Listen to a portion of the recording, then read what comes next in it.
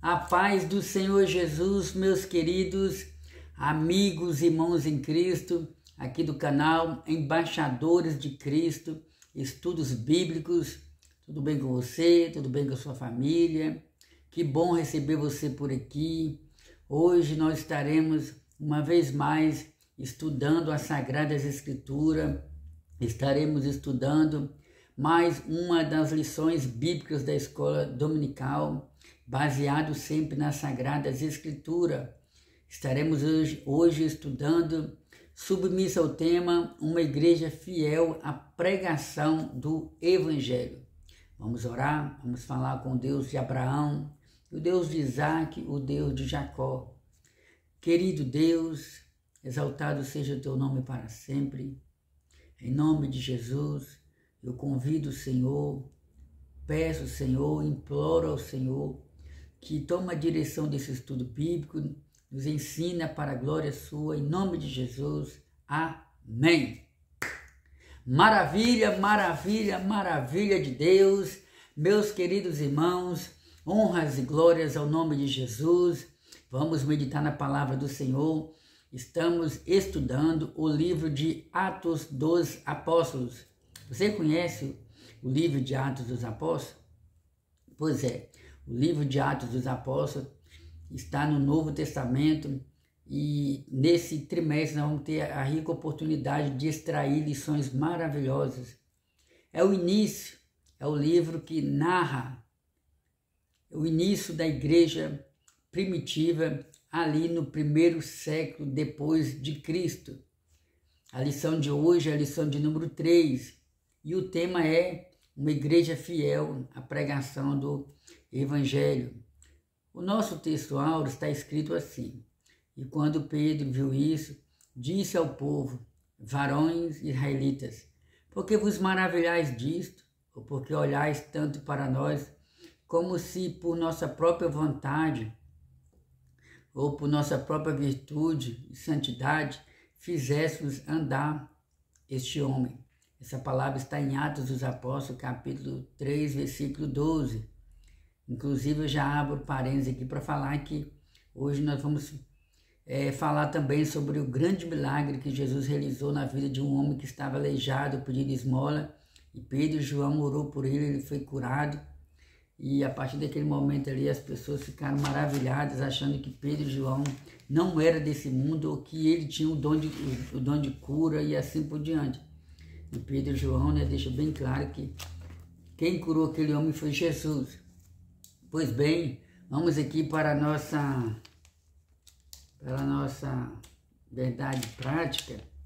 A verdade prática nos diz assim: a verdadeira pregação bíblica consiste em dar testemunho de Cristo no poder do Espírito Santo. A leitura bíblica em classe se encontra em Atos dos Apóstolos, capítulo 3, versículo 11 ao 19. E, apegando-se ele a Pedro e João, todo o povo correu atônito para junto deles ao pêndulo chamado Salomão. Perdão, viu, irmãos? Perdão, o tempo tá frio, né? Mas vamos que vamos. E quando Pedro viu isso, disse ao povo, varões israelitas, por que vos maravilhais disto? Ou porque olhais tanto para nós, como se por nossa própria virtude ou santidade fizéssemos andar este homem, o Deus de Abraão e de Isaac e de Jacó? O Deus de nossos pais glorificou a seu Filho Jesus, a quem vós entregastes e perante a face de Pilatos negaste, tendo ele determinado que fosse solto. Mas vós negastes o santo e o justo e pediste que se vos desse um homem homicida, e matastes o príncipe da vida, a qual Deus ressuscitou dos mortos, do que todos somos testemunhas. E pela fé no seu nome, fez o seu nome fortalecer a este que vedes e conheceis, e a fé que é por ele deu a este, na presença de todos vós, esta perfeita saúde. E agora, irmãos, eu sei que o fizeste por ignorância, como também os nossos príncipes. Mas Deus assim cumpriu o que já dantes pela boca de todos os seus profetas havia anunciado, que o Cristo havia de padecer. Arrependei-vos, pois, e convertei-vos para que sejam apagados os vossos pecados, e venham assim os tempos do refrigério pela presença do Senhor nosso Deus. Glórias ao nome do Senhor Jesus. Então, meus amigos e meus irmãos em Cristo, estamos tendo a rica oportunidade de estudar nesse terceiro trimestre do ano de 2025 o livro de Atos dos Apóstolos. É interessante observar que os 4 evangelhos, Mateus, Marcos, Lucas, João, os 4 evangelhos é uma espécie de biografia sobre a pessoa de Jesus, o que Jesus fez, o que Jesus falou, o que Jesus realizou. Aqui é um conselho: leia o livro, leia os evangelhos, você vai ficar maravilhado com esse Deus de amor, esse Deus que na plenitude dos tempos, na hora certa, no momento certo, depois de ter usado os profetas do Antigo Testamento para anunciar a vinda de Jesus Cristo, o apóstolo Paulo ele diz que na plenitude dos tempos, Jesus Cristo então vem a esse mundo através de uma obra realizada pelo Espírito de Deus, conhecido também como Espírito Santo. Jesus foi gerado no ventre de Maria. Então, meus amados irmãos, o livro de Atos dos Apóstolos é o 5º livro do Novo Testamento.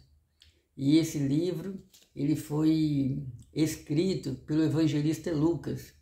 Lucas ele não fazia parte dos 12 apóstolos do Senhor Jesus. Lucas, ao que tudo indica, teve encontro com o Senhor Jesus Cristo através do apóstolo Paulo, conhecido também como Saulo, ou Saulo conhecido como Paulo. Ele tinha dupla cidadania, Paulo. É por isso que ora ele é chamado de Saulo, ora ele é chamado de Paulo. Saulo, nome judeu. Paulo, nome romano.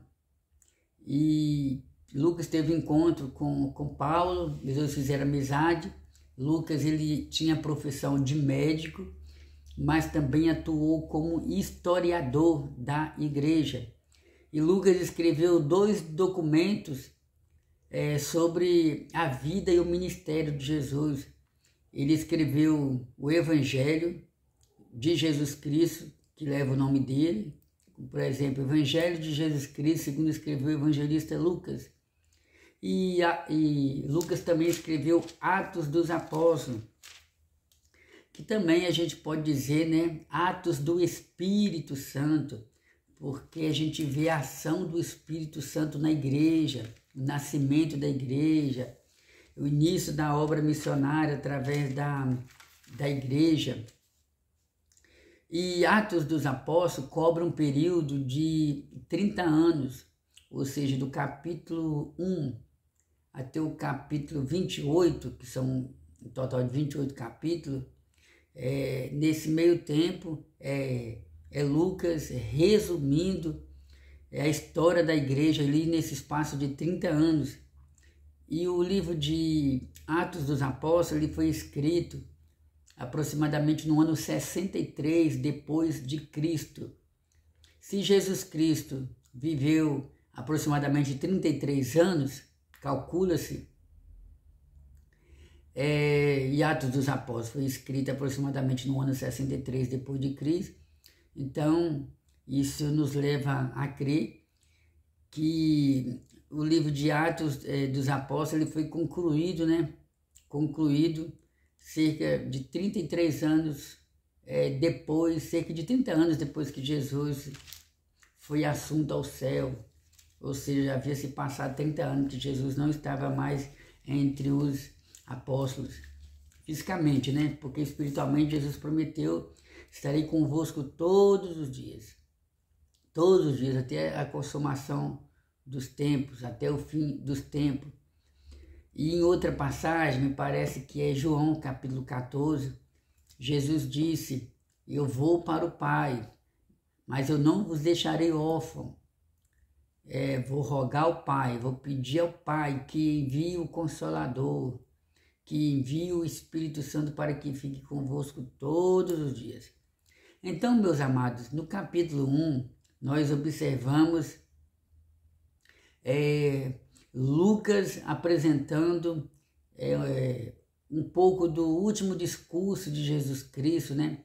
Lembra que Jesus morreu, depois que ele morreu, ele ressuscitou e ficou 40 dias com seus apóstolos, e depois dos 40 dias, ele se despede dos apóstolos frente ao Monte das Oliveiras. Ele sobe ao céu, é assunto ao céu. E a palavra do Senhor nos mostra, né, que Jesus então, que aparece então um anjo ou dois anjos ali perante os apóstolos, né? Varões galileus, porque estáis olhando para o céu dessa maneira assim? Os anjos falaram: saiba que esse mesmo Jesus que vocês viram subir, da mesma forma que vocês viram subir, ele voltará. E Jesus havia dito, né, para os apóstolos, né, ficai em Jerusalém, até aqui, né, o capítulo, deixa eu marcar aqui para não esquecer, Atos dos Apóstolos, capítulo 1, né, 10, e estando com os olhos fitos no céu, enquanto ele subia, eis que junto dele se puseram dois varões vestidos de branco, dois anjos. Então, meus amados, a palavra do Senhor nos diz, né, que Jesus ordenou os discípulos: ficai em Jerusalém até que do alto sejais revestidos de poder, e sereis minhas testemunhas, tanto em Jerusalém como em Samaria, Judeia, até os confins da terra. Os discípulos ficaram ali em Jerusalém, e 10 dias depois que Jesus foi assunto ao céu, os discípulos então foram batizados com o Espírito Santo. Ouça bem, Jesus Cristo, ele morreu na data da Páscoa, e 50 dias depois da Páscoa acontece uma festa em Israel. Até hoje os judeus comemoram essa festa, né, intitulada de Festa das Colheitas, ou Festa do Pentecoste. E quando eu disse 10 dias é porque Jesus morreu, ficou 40 dias com seus discípulos, foi assunto ao céu, ou seja, subiu para o céu, e 10 dias depois que ele foi para o céu, os discípulos estavam participando dessa grande festa em Israel, em Jerusalém, e recebendo visitas de... Jerusalém estava recebendo visitantes, peregrinos de várias partes do mundo, e na data dessa festa, Jesus então cumpre a sua palavra e batiza os apóstolos com o Espírito Santo. Eu costumo dizer que ali naquele dia acontecem 2 fenômenos, 2 acontecimentos sobrenaturais, né? Se você tiver interesse, depois você pode estar lendo Atos dos Apóstolos. Esses 2 fenômenos é o batismo com o Espírito Santo e novas línguas. Então chegamos aqui no capítulo 3, ou seja, no capítulo 3 iremos falar sobre uma igreja fiel à pregação do Evangelho. Vamos para a introdução.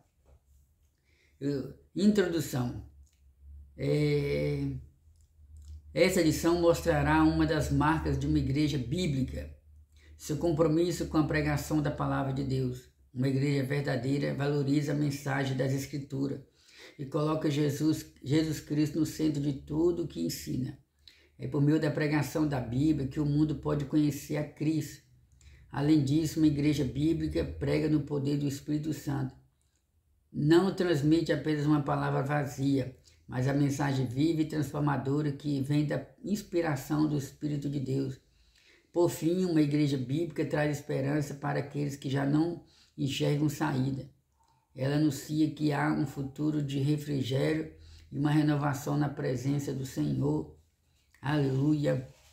Então, meus queridos irmãos, o comentarista da lição, ele deixa bem claro que uma das marcas da Igreja de Jesus Cristo, uma das marcas da verdadeira Igreja do Senhor Jesus Cristo é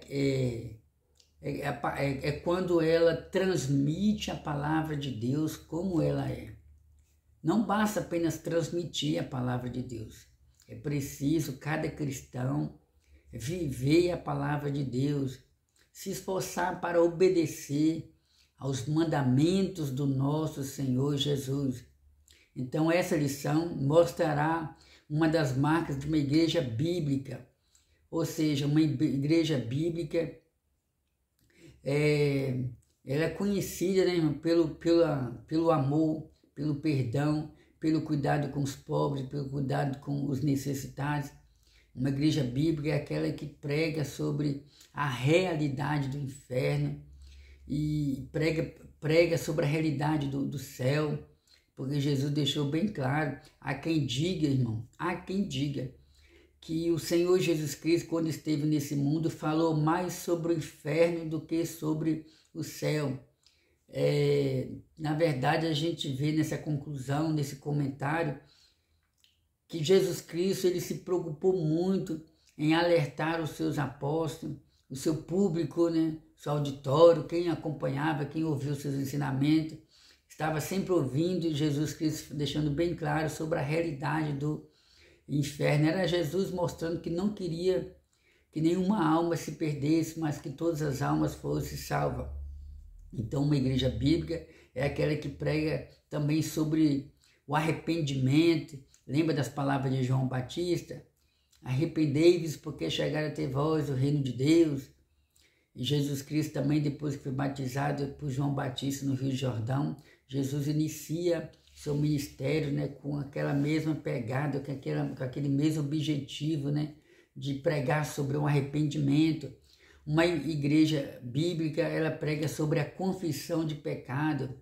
Nós precisamos reconhecer que somos pecadores, precisamos confessar sempre os nossos pecados diante de Deus. O Senhor ele falou para Salomão, se o meu povo que se chama pelo meu nome, orar, se humilhar e se converter dos seus maus caminhos, então eu ouvirei dos céus. Eu me recordo das palavras também do profeta Jeremias, no livro de Lamentações, onde ele diz, né, converte-nos, Senhor, e nos converteremos. O apóstolo Paulo ele fala muito sobre isso, né? Como, por exemplo, em uma da primeira ou segunda carta aos Coríntios, né? Se alguém está em Cristo, nova criatura é. As coisas velhas já passaram, tudo se fez novo.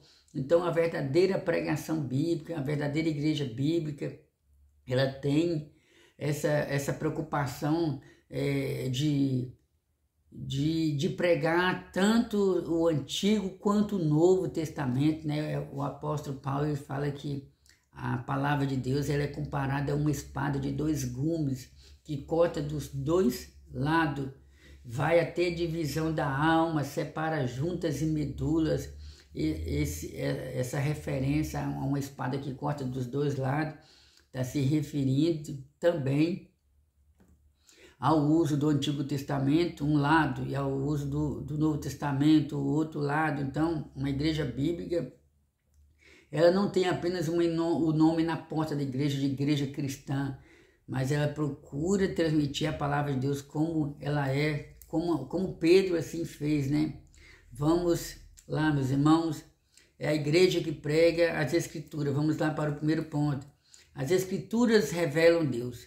Não esqueçam, as Escrituras revelam o Senhor nosso Deus.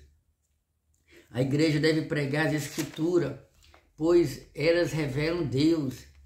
A segunda pregação de Pedro, registrada em Atos 3:11, versículo 11 até o 23, é um grande exemplo disso. A mensagem do apóstolo é completamente baseada nas Escrituras e coloca Deus no centro. Olha que bênção, irmão, coloca Deus no centro. Se não, vejamos. Ouça bem, no capítulo 2, Pedro faz o seu primeiro discurso, porque ali entre o capítulo 1 e o capítulo 2, Jesus realiza o batismo com o Espírito Santo. as pessoas ficam maravilhadas, e ali Pedro então apresenta um grande discurso, porque o povo estava pensando que os irmãos estavam bêbados, embriagados. E Pedro então, com autoridade, se levanta e diz: não, não, não, esse povo não está embriagado, sendo a essa hora da manhã, todo dia que era cedo, é bem cedo. E Pedro então afirma: esse povo não está bêbado, não está embriagado, mas o que está acontecendo hoje é o que Deus falou, prometeu através do profeta Joel, que nos últimos dias derramarei do meu espírito a toda a carne. Então o que acontece? Pedro então começa a pregar a palavra de Deus, usando as profecias do Antigo Testamento e aplicando aquelas profecias na pessoa de Jesus Cristo. Então, fazendo minhas as palavras de um professor abençoado, né, que é o pastor Círio Sanches, né, que eu acompanho há anos.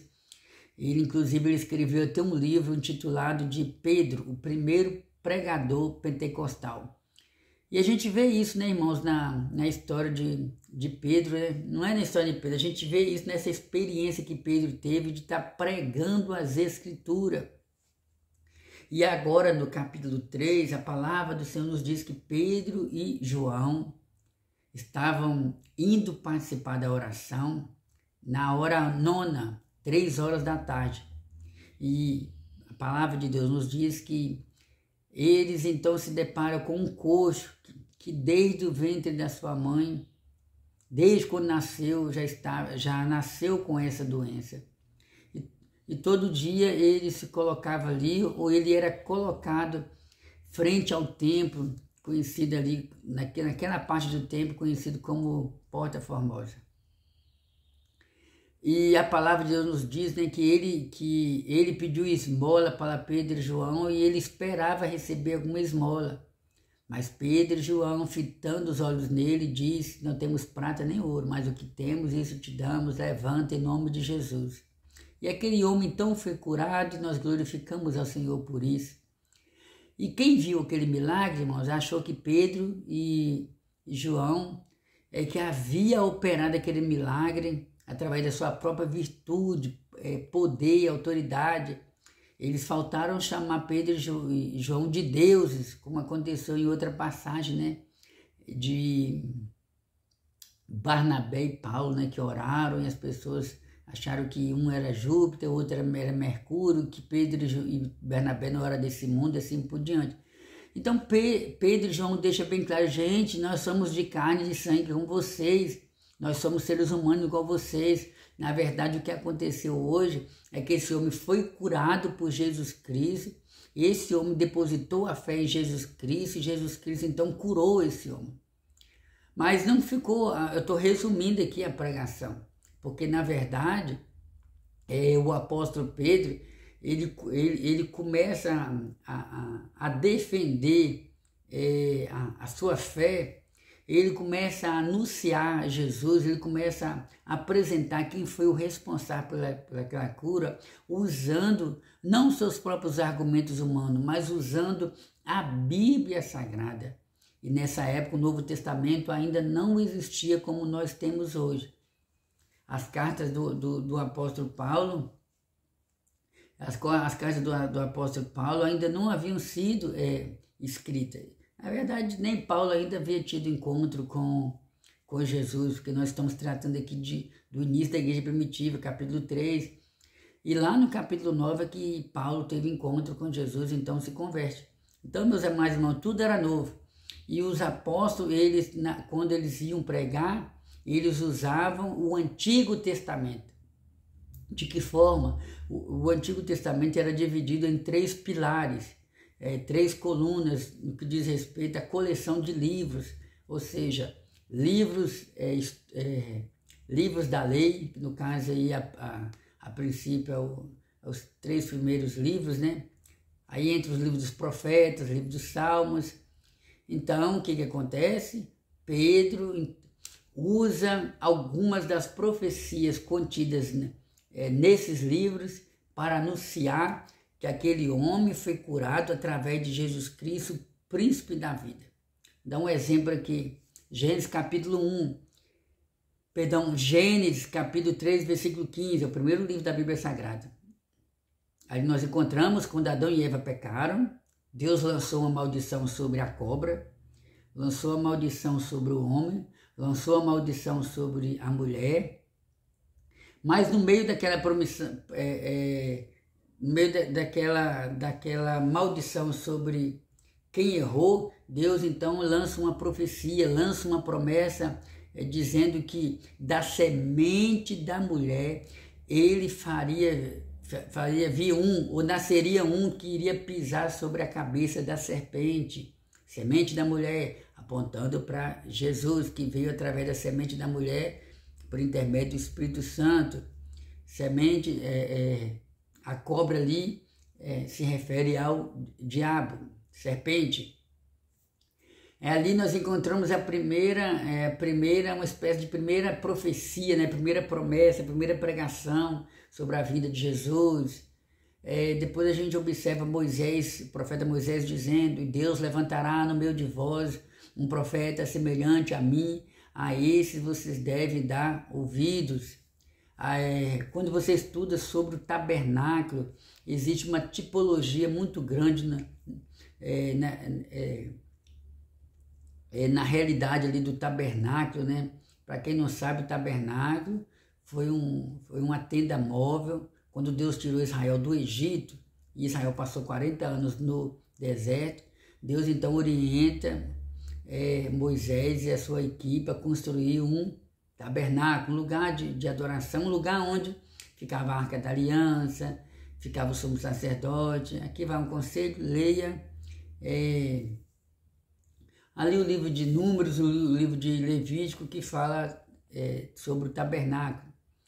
E o que acontece? A gente vê que em cada parte do tabernáculo apontava para Jesus, era uma tipologia de Jesus, como por exemplo, no tabernáculo tinha só uma porta, aquela porta ali representa Jesus. Não vou focar aqui não, porque senão vai fugir do propósito. As profecias relacionadas a Jesus, como por exemplo o livro profeta Miqueias. Miqueias profetiza que Jesus iria nascer em Belém. E tu, Belém, terra de Efrata, de modo algum és a menor entre Israel, entre as casas de Israel, entre as vilas de Israel, entre as cidades de Israel, porque é de ti que sairá o rei. Então, os pais de Jesus eram de Nazaré, porém Jesus nasceu em Belém. Quer ter curiosidade, quer saber como é que foi isso? Vai aqui um conselho, leia o livro de Lucas, principalmente ali nos capítulo 1, capítulo 2, capítulo 3, por ali, tá bom? No livro de Salmos tem muitas profecias sobre a vinda de Jesus, né? Principalmente tem um aqui, o capítulo 22. Cadê?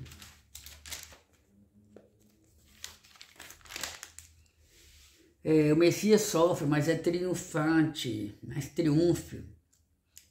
Salmos de número 22, versículo 1 em diante. Deus meu, por que me desamparaste? Lembra dessa palavra?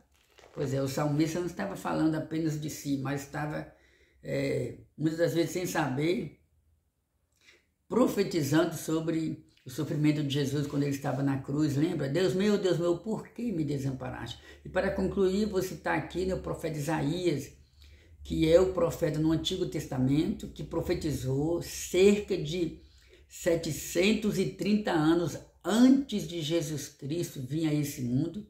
O profeta Isaías profetizou muitos acontecimentos no nascimento, na vida e no ministério do Senhor Jesus. E uma das profecias mais conhecidas é aquela que está no capítulo 53, que diz que verdadeiramente ele tomou sobre si as nossas enfermidades, o castigo que nos traz a paz estava sobre ele, e pelas suas pisadas nós fomos sarados. Lembra essa palavra? Isaías também falando sobre o Espírito de Deus que estaria sobre Jesus. No capítulo 60 e 61, Isaías ele diz, né? E o Espírito do Senhor Jeová estava sobre mim, porque o Senhor me ungiu para pregar as boas novas. Que ali era uma profecia se referindo a Jesus. Quando Jesus entrou em Nazaré para participar de um culto, foi dada a oportunidade para ele ler a palavra. Até então, as pessoas não sabiam que ele se identificava como Messias. Então, lê essa palavra no livro do profeta Isaías. O Espírito do Senhor Jeová está sobre mim. E após ler essa palavra e outros versículos mais, Jesus disse: essa palavra hoje se cumpre no meio de vós. Então, meus irmãos, o profeta, o apóstolo Pedro, ele era um pregador bíblico. Ele era um pregador que apresentava as Sagradas Escrituras. E o comentarista nos diz que a igreja primitiva ela era uma igreja que pregava a palavra. As Escrituras, elas revelam a existência de Deus. E eu lembro das palavras de Jesus, né? Jesus disse: examinai as Sagradas Escrituras, porque elas dão testemunho de mim. Os judeus religiosos, porque infelizmente, irmãos, no tempo de Jesus, a religião judaica ela estava de uma certa forma acabada. Ou seja, muitos adoradores ou representantes da religião judaica estavam vivendo mais assim na base da aparência. É como se a religião judaica tivesse se perdido no meio do caminho, sabe? Não praticavam mais a justiça, não praticavam mais o amor, e eles duvidavam que Jesus era o Messias. Jesus então dá um conselho para eles: examinai as Sagradas Escrituras. Examinai o que o Pentateuco, o que os profetas maiores, o que os profetas menores, o que os salmos falam a respeito de mim. E Jesus sempre orientava eles, né? E Jesus, quando pregava, citava também trechos ou textos bíblicos do Antigo Testamento para mostrar que estava se cumprindo na vida de Jesus aquilo que os profetas haviam dito. Pedro usa trechos das Escrituras para fundamentar sua pregação, citando Deuteronômio, Gênesis. Lembra que eu falei sobre isso? Mas eu vou citar aqui de novo, como por exemplo, Deuteronômio, capítulo 18, versículos 15 a 19, Gênesis, capítulo 22, versículo 18. Há também uma conexão com Salmos 22, versículo 1 ao 31, e a Daniel, capítulo 9, versículo 26. Além disso, Pedro mostra que Deus sempre esteve presente e agindo na história do seu povo. Atos capítulo 3, versículo 13. Da mesma forma que os autores da Bíblia falavam sobre a revelação de Deus ao longo dos tempos. Gênesis capítulo 26, versículo 24. Capítulo 28, versículo 13. Capítulo 31, versículo 42 e 53. Capítulo 32 e versículo 9, Êxodo capítulo 4, versículo 5, 1 Reis capítulo 18, versículo 35, 1 Crônicas capítulo 29, versículo 18, 2 Crônicas capítulo 30, versículo 6, Salmos de número 47, versículo 9, ou seja, esses textos bíblicos são textos bíblicos são textos proféticos que apontam para o seu cumprimento na pessoa de Jesus. E Pedro, então, no dia que ele fez o discurso, no dia que ele pregou, ele mostrou uma boa parte dessas profecias. Então, agora nós vamos pegar essa história bíblica e aplicar nos dias atuais para a minha vida e para a sua vida. Você que serve a Deus, você que tem desejo de ser um porta-voz de Jesus Cristo, você que quer ser usado pelo Espírito Santo na sua geração, nos seus dias, no meio dos seus familiares, no meio dos seus colegas de trabalho, na igreja onde você frequenta, na comunidade, no bairro onde que você mora, você que tem desejo de ser um embaixador de Cristo, você que quer servir a Deus, Senhor, eu quero fazer a tua obra e eu quero ser usado pelo Senhor. Comece pela Bíblia. Comece tendo preocupação em ser um pregador, uma pregadora preparada. E quando eu digo isso, você deve se preocupar em ler a Bíblia, estudar a Bíblia, pesquisar a Bíblia, ler bons livros que falam da Bíblia Sagrada. E isso é muito importante. Eu tentei vários exemplos aqui, tem outros livros aqui, porque a gente vê a importância da gente representar bem o nosso Senhor. Vamos dar um exemplo aqui. Um médico, para ele representar bem a sua profissão, ele tem que estudar muito. Muitos políticos, tem muitos políticos, e tem políticos bons e tem políticos ruins. Então, tem políticos que fazem um discurso que é capaz de impactar multidões. E esses políticos, uma boa parte deles, eles gastam tempo lendo, muitos gastam tempo... Tem pessoas que existem até cursos chamados de oratória, que é a arte de falar em público, pessoas que fazem curso para melhor representar ou defender alguma tese, alguma ideologia, alguma filosofia. Eles não chegam lá de qualquer maneira. Vamos, por exemplo, um jornalista que apresenta algum programa na televisão, trabalha nas ruas. Ele estudou, ele se preparou para falar sobre aquele assunto. Então, nós que servimos a Deus, se você tem desejo de fazer a obra de Deus, parta desse princípio. Você precisa se preparar para anunciar Jesus com sabedoria. E usando sempre as Escrituras. Está escrito em tal passagem, os profetas falaram sobre isso, e se cumpriu na pessoa de Jesus, e Jesus prometeu isso, e se cumpriu na vida dos apóstolos. Você mostrando os textos bíblicos, vai ficar mais fácil as pessoas acreditar na palavra de Deus. O Espírito Santo vai fazer você lembrar daquilo que você leu. E se você não sabe ler, hoje... Existem os cursos de Libra, para quem não sabe ler, e também, sobretudo, existem os cursos na internet. Você pode estar fazendo algum curso, ou você pode estar ouvindo estudos bíblicos e pregações. Não sei ler, irmão de Deus. Você coloca lá uns vídeos de pregação, de estudos bíblicos, de pessoas compromissadas com Jesus e com a Bíblia, e fica escutando, se preparando. A Bíblia fala que bem-aventurado aqueles que ouvem. Não é apenas aqueles que lêem, mas aqueles que ouvem também. 2. As Escrituras testemunham de Jesus. As Escrituras apontam para Cristo. Jesus disse que as Escrituras davam testemunho dele. Olha que bênção. João capítulo 5, versículo 9. As Escrituras davam testemunho de Jesus. Jesus falou sobre Salomão. Porém, Jesus deixou bem claro, eis que está aqui quem é maior do que Salomão. Era Jesus Cristo atestando a historicidade ou a existência de Salomão. Jesus disse, citou Noé, e como foi nos dias de Noé, assim será também nos dias da vida do Filho do Homem. Comiam, bebiam, casavam, davam-se em casamento, até que veio o dilúvio. Era Jesus usando o Antigo Testamento, era Jesus atestando a realidade ou a existência, né? Era Jesus mostrando para os seus ouvintes que Noé realmente existiu.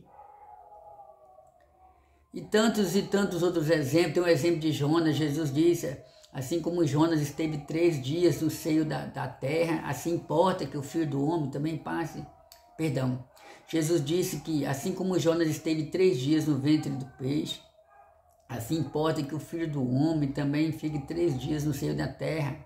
Era Jesus usando o exemplo de Jonas, era Jesus usando o Antigo Testamento e aplicando e extraindo mensagens ali que de uma certa forma aplicava na vida de Jesus. Então Jesus também usava a Bíblia Sagrada do Antigo Testamento.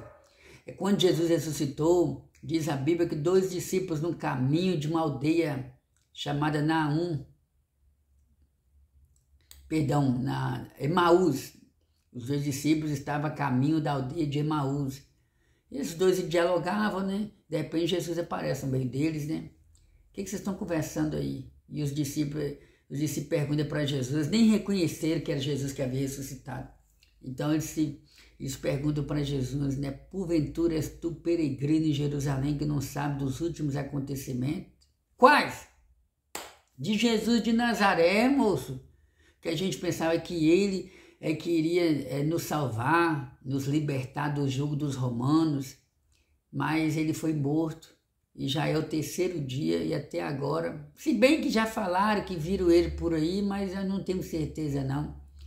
Aí Jesus então se vira para eles e diz, ó honestos de coração, não sabeis vós que era necessário que se cumprisse nesse Jesus, nele, tudo aquilo que estava escrito nos profetas, nos salmos e na lei? Jesus então começa a abrir as escrituras para ele, mostrando que era necessário que se cumprisse em Jesus tudo aquilo que estava escrito na Bíblia Sagrada. Então Jesus ele usava as escrituras. A pregação de Pedro invocou o testemunho das escrituras para mostrar que a rejeição de Jesus e a sua morte não foram por acaso.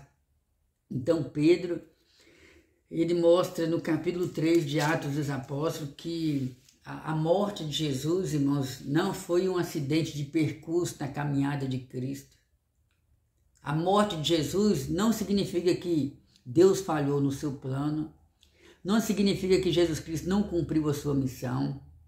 A morte de Jesus não significa que foi uma espécie de, como é que eu posso dizer, acidente de percurso, onde aquilo que ele não planejou de repente aconteceu, nada disso. A morte de Jesus não significa que Jesus é inferior ao Império Romano. Coitadinho de Jesus Cristo, mataram Jesus, nada disso. O plano de Deus era exatamente esse. Era necessário Jesus passar por todo esse sofrimento por causa de mim, por causa de nós.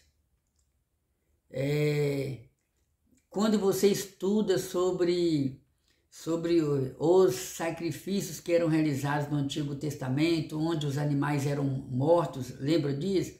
Que no Antigo Testamento, o adorador, o pecador, ele não tinha livre acesso à presença de Deus. Deus é santo. Então Deus criou um meio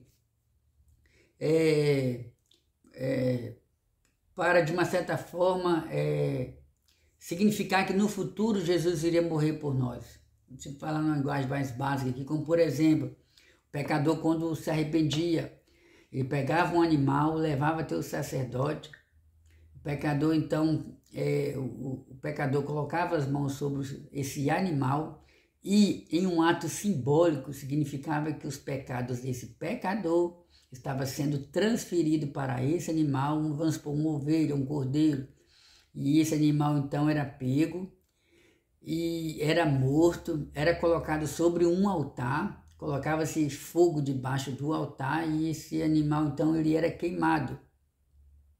Então agora vamos por parte aqui, né? Esse altar, essa ovelha representa Jesus, pecador. O pecador poderia ser qualquer um. E o sacerdote, então, que tinha a missão de falar, Senhor, perdoa esse pecador. Então, todos os cordeiros que eram mortos no Antigo Testamento apontavam, simbolizavam a morte, a futura morte de Jesus Cristo. Lembra quando o apóstolo João, ele viu Jesus Cristo e ele então disse, né, eis aí o Cordeiro de Deus que tira o pecado do mundo. E os apóstolos eles deixaram bem claro, né? Porque nós não fomos resgatados, comprados com sangue de bode ou de carneiro, mas somos resgatados mediante o sangue precioso de Jesus. Então a Bíblia interpreta a própria Bíblia. E tem texto que você só entende se você realmente lê. As escrituras confrontam o pecado. A verdadeira pregação também mostra o problema do pecado. Lembra que eu falei a respeito disso aí? Olha só, Atos capítulo 3, versículo 19, diz assim, arrependei-vos e convertei-vos para que sejam apagados os vossos pecados e venham assim os tempos do refrigério pela pregação do Senhor. Ou seja, as pessoas ouviram o sermão de Pedro, e ficaram preocupados, o que nós temos que fazer para ser salvos? Então, então Pedro deixa bem claro: arrependei-vos e credes, arrependei-vos e convertei-vos para que sejam apagados os vossos pecados. Então, o que nós entendemos, irmãos, que a verdadeira pregação, ela tem alguns aspectos, ela possui algumas características, ela é diferente. A verdadeira pregação bíblica, ela confronta o nosso eu, o nosso ego, o nosso interior. A verdadeira pregação bíblica, ela mostra que você é um pobre, miserável pecador. A verdadeira pregação bíblica, ela mostra que eu sou um pobre, ignorante, pecador, necessito da graça de Deus, preciso do perdão de Jesus. Pedro deixou bem claro: gente, vocês precisam crer em Jesus, vocês precisam se converter dos seus pecados, vocês precisam se arrepender dos seus pecados. Então a verdadeira pregação bíblica é essa que mostra que eu preciso de Jesus, eu dependo de Jesus, eu não consigo chegar a lugar nenhum sem Jesus. Eu sou um homem de lábios impuros, como diz o profeta Isaías no capítulo 6. Ai de mim, que vou morrendo, porque eu vi a glória de Deus, eu vi o Senhor sentado sobre o alto sublime trono. E agora o que vai acontecer comigo, porque eu sou um homem de lábios impuros e habito no meio de um povo de impuros lábios. Era Isaías reconhecendo, eu não estou falando de qualquer um, não. Eu estou falando de Isaías, um dos profetas maiores, o profeta que mais profetizou sobre a vinda de Jesus.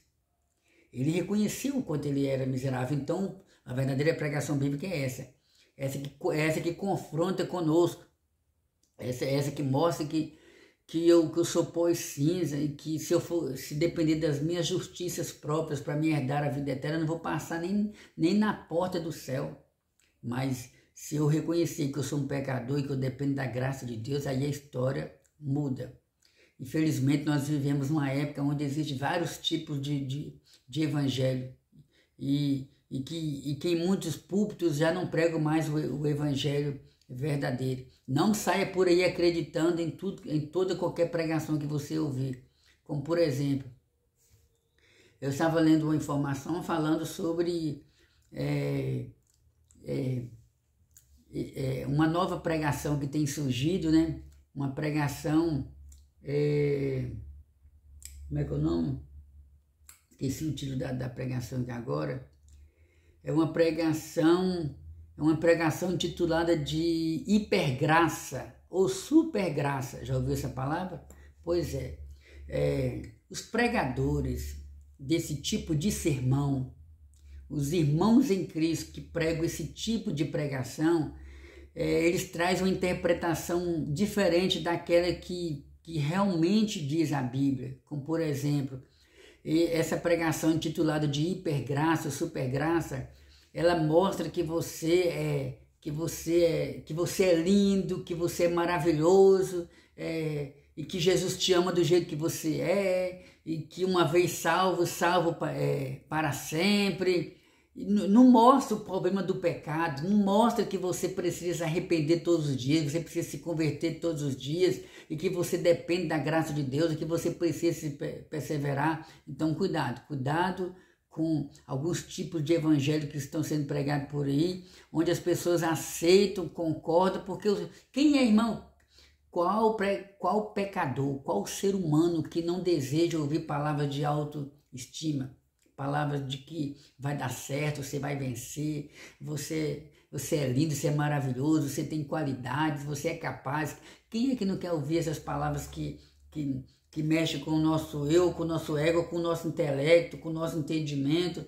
Mas infelizmente muitas das vezes não confronta com a nossa vida espiritual, não mostra que você precisa se arrepender, que você precisa mudar.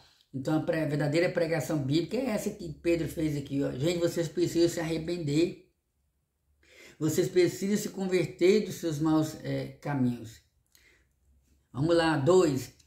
A igreja que prega no poder do Espírito. O Espírito capacita o mensageiro. Não podemos esquecer de que Pedro estava cheio do Espírito Santo quando pregou a mensagem registrada em Atos.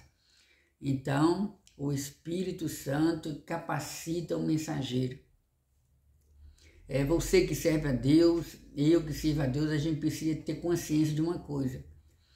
Quem usa o irmão, quem usa a irmã, quem sempre usou o irmão e a irmã na pregação da palavra de Deus é o Espírito Santo. Porque não adiantaria nada eu chegar aqui e falar para você que você tem que fazer isso, que você tem que ler a Bíblia, você tem que estudar, você tem que fazer curso, você tem que meditar na palavra de Deus, você tem que se preparar e tal. Se sobretudo você não depender do Espírito Santo, não vai adiantar. Se você e eu não dependermos da ação do Espírito Santo, não vai adiantar a gente ter o conhecimento bíblico, se preparar. Precisamos depender da ação do Espírito Santo. E Pedro, cheio do Espírito Santo, pregou com autoridade. Então eu e você precisamos andar de joelho, viver na oração, na dependência do Espírito Santo, para que o Espírito Santo possa ter misericórdia e nos usar para realizar a sua obra. Oh, aleluia, glória a Deus. E Pedro e João, diz a Bíblia que Pedro e João falaram para aquele coxo, né? Olha o que o texto bíblico diz aqui, né? E Pedro, com João, fixando os olhos nele, disse: olhai para nós. E ele então olhou para Pedro e João, e Pedro e João disse: não temos prata nem ouro, mas o que nós temos nós te damos. Levanta-te e anda em nome de Jesus. Glória a Deus. O Espírito glorificará Jesus. Estou fazendo um resumo aqui. Jesus disse que o Espírito Santo glorificaria. Vamos lá para essa passagem. João capítulo 16, versículo 14. Mas vamos aqui do versículo 13. Mas quando vier aquele Espírito da verdade, e isso Jesus falou antes de ele morrer.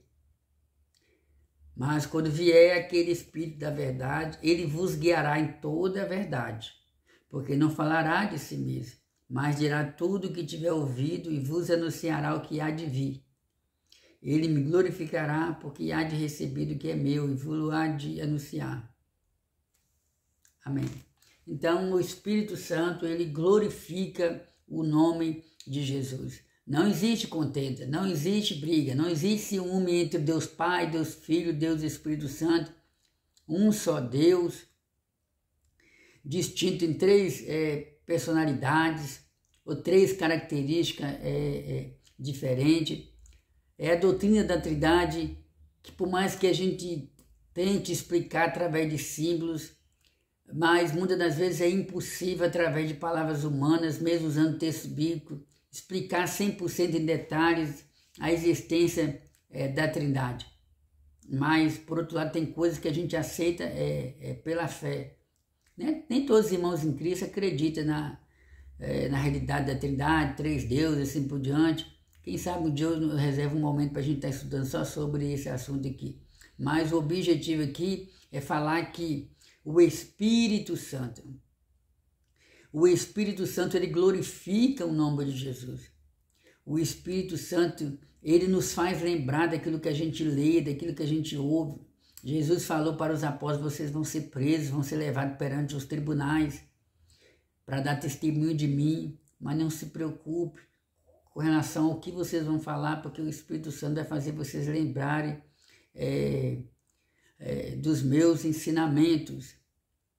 Então Jesus diz que o Espírito Santo glorificaria. O Espírito Santo nunca chama atenção para si mesmo, mas sempre aponta para Cristo. Isso é exatamente o que vemos na cura do paralítico na Porta Formosa.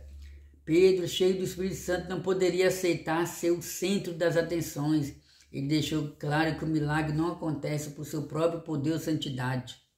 Lembra que eu falei sobre isso no começo? Aqui, então, meus irmãos, o Espírito Santo tem essa missão. Tem essa missão de usar o pregador para falar sobre Jesus. Então, o Espírito Santo, o próprio Deus, o Consolador, o advogado, aquele que foi colocado ou foi enviado para estar ao lado dos apóstolos. Então, o Espírito Santo tem todo esse sentido aí quando Jesus fala que iria enviar o outro, o Consolador.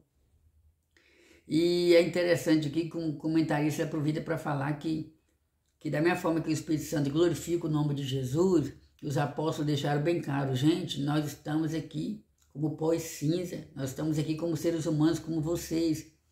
Então não foi nós que fez esse paralítico andar, mas foi Jesus Cristo. Ou seja, os apóstolos estavam glorificando o nome de Jesus, porque Jesus disse, eis que vos dou poder, antes de subir para o céu, Jesus disse, eis que vos dou poder para pisar sobre as serpentes, escorpiões, curar os enfermos. Eu já vi vários milagres, irmão. Na igreja que eu congrego mesmo, tem uma senhora que ela estava com um problema de coluna terrível, e ela teria que passar por uma cirurgia de risco. Conclusão, ela não precisou passar por essa cirurgia, Jesus curou ela. Sou testemunho que ela era levada para a igreja de cadeira de roda. Hoje ela vai para a igreja sozinha, vai a pé, não precisa de carro, não precisa de muleta, não precisa de cadeira de roda. Ela foi curada. Inclusive no dia de ontem ela participou de um grande evangelismo conosco, andando para cima e para baixo e dando glória a Deus. Meu sogro também, ele foi curado. Ele adoeceu, de repente ele ficou de cama, a gente não sabe nem explicar, e ficam preocupados, vai usar muleta, vai usar cadeira de roda, e ele não conseguia levantar da cama, não conseguia andar, não conseguia nada. Invocamos o nome de Jesus, clamamos pelo nome de Jesus, graças a Deus ele foi curado. Ele chegou até a andar alguns dias com um andador, minha esposa comprou até um andador para ele, mas não precisou ficar com o andador. Então quem faz isso é Jesus. Tem muitos milagres na internet, como por exemplo, a informação que eu tenho é que o saudoso pastor Davi Miranda, que foi o fundador da Igreja Deus e Amor aqui no Brasil, Deus usou muito ele nos dons de cura, paralíticos e outros mais foram curados. E eu lembro que no ano de 1997, por aí, eu assisti um testemunho de um irmão chamado Adão de Campos. Ele se tornou pastor depois. Ele morreu e depois de 3 dias ele foi ressuscitado. Então, enquanto eu falo com você aqui, irmãos, está acontecendo muitos milagres na vida de muita gente no mundo. Eu estive doente. E a médica deixou bem claro, você vai morrer, você pode morrer a qualquer momento devido à doença que você tem. E eu estou curado aqui para a honra e glória do Senhor Jesus. Eu estava com problema de hérnia e problema de arritmia. Então, esse nosso Deus, ele tem poder para curar. Ele tem poder para curar. Então, Jesus usou Pedro e João para curar aquele coxo, mas a gente deixa bem claro como Pedro, né? Quem fez o milagre é Jesus, quem faz o milagre é Jesus. Terceiro e último ponto, a igreja que prega a esperança vindoura. Alerta a uma sociedade indiferente e insensível. Irmãos, nós vivemos em uma sociedade onde uma parcela da sociedade é insensível a voz de Deus. Em muitos lugares, quando você começa a falar de Jesus, começa a falar de Deus, muitas pessoas, alguns gostam e outros te olham com um olhar negativo, um olhar de rejeição, e tipo assim, e a igreja está pregando, Jesus vai voltar, olha os sinais aí, terremoto, rumores de guerra, pestes, doenças, e muita gente está sendo insensível à voz de Deus, mas a igreja continua pregando, Jesus voltará, Jesus voltará. O apóstolo Pedro já havia exortado seus ouvintes na sua primeira pregação, salvarem-se daquela geração perversa. Então nós vivemos também uma geração perversa, e a palavra de Deus nos diz, né, salvai-vos dessa geração perversa. Ou seja, nós podemos até viver no meio de uma geração que não quer se curvar a Deus, mas a gente não pode se curvar, se dobrar diante do pecado, diante do mundo, do sistema pecaminoso do mundo, porque existe um sistema no mundo guiado por Satanás que é um sistema anticristão, um sistema babilônico, contrário à palavra de Deus. E a palavra de Deus é essa, né? Salvai-vos, salvai-vos, salvai-vos. Isso me faz lembrar de Gênesis capítulo 19, quando Deus usou 2 anjos para tirar Ló e a família dele de dentro da cidade de Sodoma e Gomorra. Está escrito em Gênesis capítulo 19, e os anjos falam para Ló e a sua família: escapa-te por tua vida, escapa-te por tua vida. Então a palavra é essa para mim e para você. Devemos nos escapar, fugir e não olhar para trás, 2, a promessa da segunda vinda. Concluindo a sua pregação, Pedro deixa uma mensagem de esperança: e venham assim os tempos do refrigério pela presença do Senhor. Por um lado, os ouvintes do apóstolo já podiam experimentar a bênção prometida a Abraão, que fora trazida por Jesus, o Messias. Essa bênção, portanto, já era uma realidade. Por outro lado, essas palavras de Pedro olham para o futuro, apontando para um refrigério dos últimos dias que fora prometido a Israel. Trata-se da futura restauração de todas as coisas. A igreja, portanto, tem uma mensagem de esperança para aqueles que estão sem esperança. E a mensagem de esperança é essa, meus irmãos: breve Jesus voltará. Breve Jesus voltará. Os apóstolos tinham essa preocupação de pregar sobre a vinda de Jesus. Nós, igreja, continuamos pregando aí, né? Mas já tem tanto tempo, vocês ainda estão nessa, acreditando que Jesus vai voltar? Estamos, sim. No tempo do apóstolo Pedro, já existia pessoas discordando da pregação sobre a vinda de Jesus. 2 Pedro, capítulo 2, vamos ver aqui, segunda carta do apóstolo Pedro, capítulo 3, ele fala sobre a vinda do Senhor, e ele diz: sabendo primeiramente isso, que nos últimos dias virão escarnecedores, zombando, dizendo: onde está a promessa da vinda de Jesus? Porque desde que os nossos pais dormiram, todas as coisas permanecem como estão. Mas Pedro diz, né? Mas os céus e a terra que agora existem, pela mesma palavra se reservam. Amados, não ignoreis que um dia para o Senhor é como se fosse um dia. Era Pedro dizendo. Então, meus irmãos, não nos assusta saber que tem pessoas que zombam e duvidam que Jesus vai voltar. Mas a igreja de Cristo continua crendo e aguardando a vinda do Senhor, porque nenhum profeta nesse mundo, por vários motivos eu falo isso, sobre a nossa esperança, os motivos da nossa esperança, nenhum profeta nesse mundo profetizou tantas profecias, e essas profecias se cumpriram, estão se cumprindo fielmente como Jesus Cristo. Então nós cremos que Ele voltará. Amém, meus amados? Glória a Deus! Então a verdadeira pregação bíblica, não esqueça, a verdadeira pregação bíblica, ela fala sobre o inferno, fala sobre o céu, fala sobre a necessidade que nós temos de nos arrepender, nos converter. A pregação bíblica, ela não busca a glória para o pregador, para a pregadora, mas ela busca a glória para Jesus. Ela mostra que quem cura, quem perdoa, quem restaura, quem regenera é Jesus. A verdadeira pregação bíblica, ela mostra que Jesus voltará e que precisamos viver uma vida de santidade, em vigilância e assim por diante.